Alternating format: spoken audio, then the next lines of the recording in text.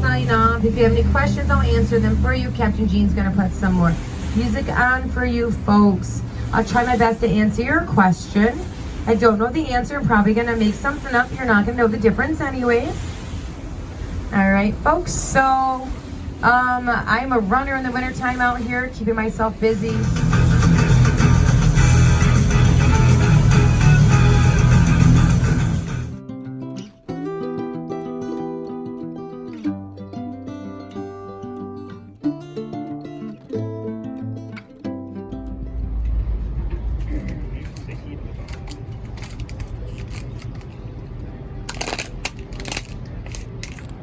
We're not going to catch that in. And 2/3 Canadian with landmass being pretty equal. Now coming up on the left-hand side is a very close island called Contelli Island. Now this time of day it's kind of hard to see, but see if you can make out the large wooden cross that sits to the left of the flagpole, the top of that hill. Now there's an inscription on that cross which reads, "In memory of Francis Aquila Stout, waiting for the resurrection, who was an attorney from New York City and joined the region for its wildlife and beauty, sadly passed away before anything could be done over to the island. So the family paid taxes for up to 100 years, wanting the island to remain a wildlife refuge. Still used as a wildlife refuge today. Nothing can be ever be built on there.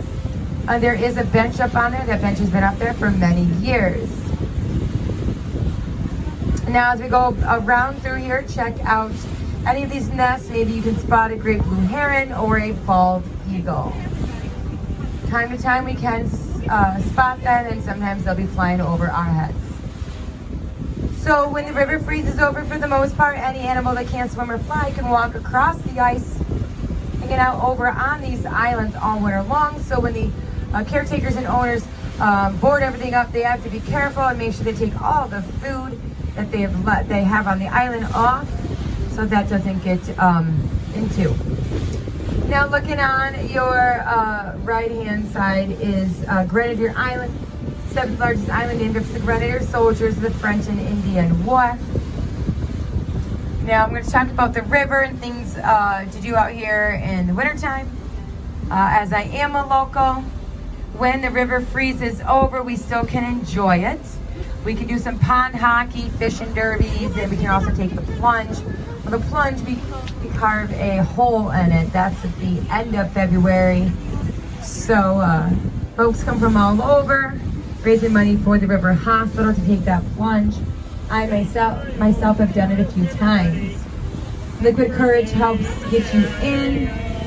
There's plenty available when you get out, and folks come and cheer you on. And it's done by the River Hospital, but a lot of the judges are superintendents, radio station crew, and local business owners. So you can take the plunge, you can come and watch it. Now, March 23rd, the icebreaker breaks up the ice, going right down the main shipping channel. Those freighters can start doing their trade, and the boat tours can start, and fishing charters. Like there's signs at either end of town, and you can call one of those numbers and you can take your group on a fishing charter if you would like to. They've been coming out for many years around this area. And while out here, at the end of that, they'll fish all day long. The wife of the captain will cook up an amazing meal for you while you're out here. And one time, May Irwin was doing that. That's what she was doing. She's cooking up the fish and the potatoes and the salad and the veggies and the dessert. But when she went into the fridge, well, she couldn't find any dressing. So she kind of put some condiments together, chopped up some pickles, some mayonnaise, some ketchup, salt and pepper, eggs, a bunch of stuff she threw in together, and she tossed it, and she threw that on the salad to serve it, hoping that it would be just enough so it wasn't too dry. And the folks fell in love with it, and so she was like, all right. George heard about that as well, so he wanted to try to sample some. He loved it as well. He sent that sample over to the Waldorf Astoria, had the head chef put it on their menu, and so they called it the Thousand Island dressing because this is where it originated from. So I've heard many stories. That's one story I heard. Now, folks might think they haven't had the Thousand Island dressing, but if you have had a Big Mac at McDonald's or the Reuben, you've had that special secret Thousand Island dressing, that secret sauce. So if you look over to the right-hand side, this is Tar Island. It's also nicknamed Totem Point, and the first totem pole was erected and carved over here by Tlingit First Nation. It was erected in 1905 and is owned by the Thing family out of Rochester, New York. Since then, there is a man-made beach over there. Totem pole, there's one on either side of that tall flagpole.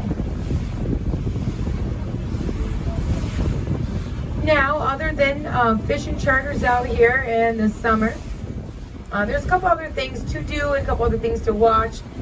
And we've had seaplanes fly over our heads. We've watched the poker runs, those fast cigarette boats going past us. Raising money for the Make-A-Wish Foundation. I've done the Paddle for Betterment, kayaks and canoes. We would put in at the local beach in town there. And it's a poker run as well, collecting cards, turning it, seeing if you have an amazing hand. And you can rent a fishing boat, a pontoon boat, a kayak, tube and tube, anything like that on local places in town. I know Mac Boat Rentals is one of them. So we're coming in closer to Rockport, Ontario, the sisterhood of Alexandria Bay. If you look on your left-hand side, peeking through that opening there, that is Alexandria Bay. On the right-hand side, we have Canada. So sisterhood, about half the size of Alex Bay. But this area over here is only open seasonally, shuts right down in the winter time to just a few folks living here. But all the business is shut right down. And everything is right on the water's edge. Main Street is probably named Front Street with one of everything. So we do see the marina. There's a dive shop right up on the left-hand side as well. And you're going to see some markers, if you haven't already, right down on the water across from the dive shop. That marks a barge they sank there. Well, they used it for many years, going back and forth from Rockport into Alexandria Bay. Then they built that wonderful bridge system, so they didn't need that barge to do that anymore. So they sank it there, and usually we'll see a dive boat there, exploring that, doing their training. That's a beginner dive. So still looking over on the right-hand side, there's a general store, there's a gym, a restaurant, a boat line, ice cream place right over here. A lot of folks going on these boat tours are bussed in. And these tour boats are amazing, just like Uncle Sam's. Only they do have a recorded tour on there. That just makes Uncle Sam's a little more interesting with all the different live tours we have. Changing it up for you.